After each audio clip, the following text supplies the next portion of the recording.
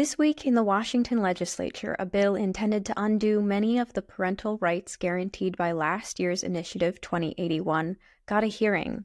Supporters of the measure argue it's critical to ensure the safety and education of students struggling with gender identity and other issues, while parents who supported the measure last year argue their rights should be paramount. Joining me is the Center Square's Washington reporter, Carlene Johnson. Carlene, House Bill 1296 comes in response to an initiative to the legislature passed in 2024. Can you tell us more about that?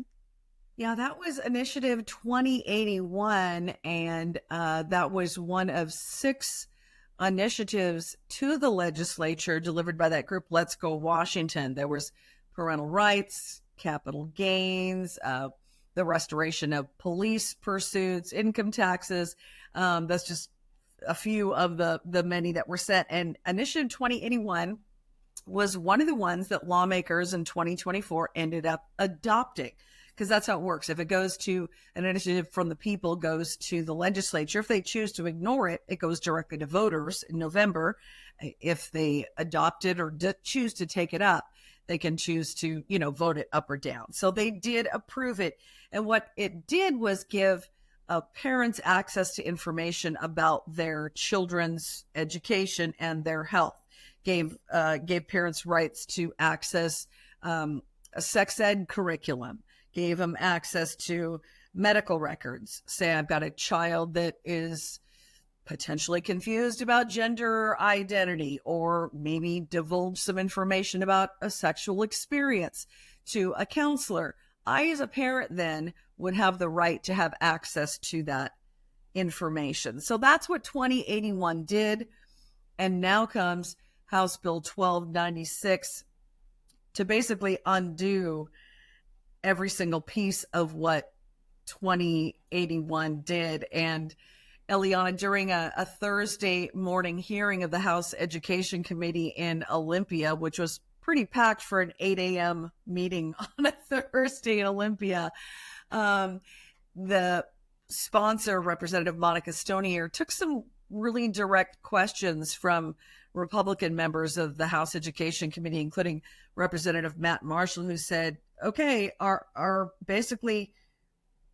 all these rights that are being repealed the same rights that were just passed by the legislature last year after an initiative by the people? And the response was yes, the bill removes the rights that were established in the legislation and enacted by the legislature 1 year ago. So clearly this comes in, response almost word for word to Initiative 2081 passed just 1 year ago. And as you mentioned, there was a hearing that was held Thursday morning, and there were a lot of people who were there, but I understand the vast majority of people who signed in to testify did not get the opportunity. Yeah. Okay. So this is crazy. So I've been to a ton of these hearings over the years, right? But I got a couple of emails from either side on this legislation earlier in the week, both from folks saying, come and show up or sign in pro, come or show up, sign in con. I got both of those as a member of the media. But in being there in person Thursday morning, there were far more people in attendance hoping to testify that were opposed to HB 1296.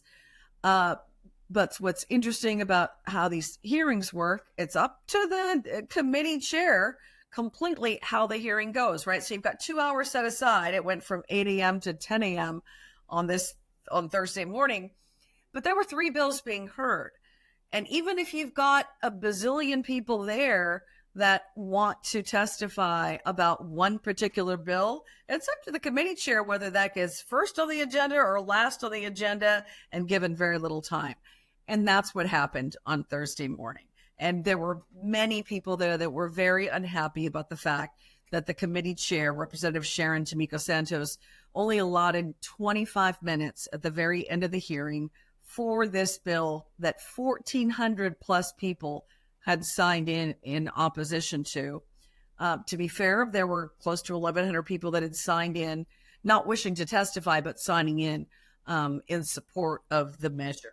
But all that to say, there was very little time given for public testimony. And if in fact these public hearings are an opportunity for the public to weigh in, people didn't feel, as many people told me after the hearing, many people didn't feel that they were heard or given an opportunity to even, have a few seconds to address the committee. And as you mentioned, there were other bills being discussed in this same hearing. One of them is having to do with declining enrollment in Washington schools and studying that.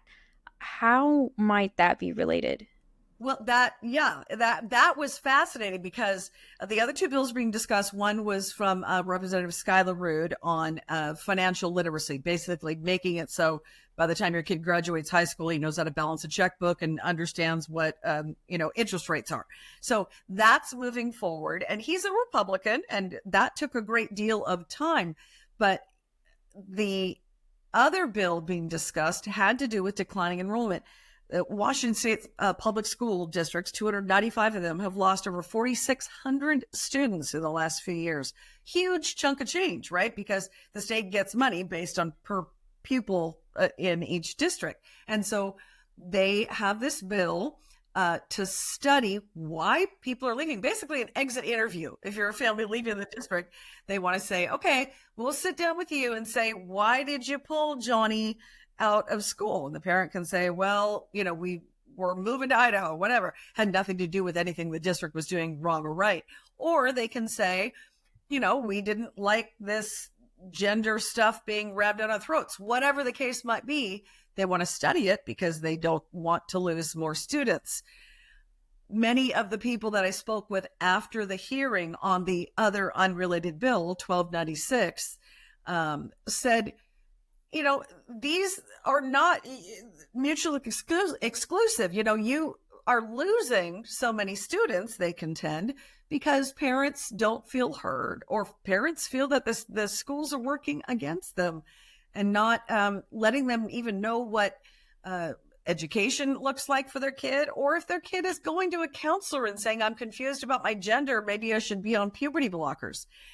So that is why many of the parents that were there for testified for 1296 said, for crying out loud, they should talk to us about why, people are pulling their kids out of the districts, to begin with. So it was fascinating. It's frustrating. I can understand for those who show up, spend their time and talent, maybe take a time off work, whatever, to be down there to testify and then not get a chance to. That's the unfortunate part for folks who are always encouraged to take part in the civic process that is our legislature. Well, Carlene, thank you for your insights on this story. Listeners can keep up with this story and more at thecentersquare.com.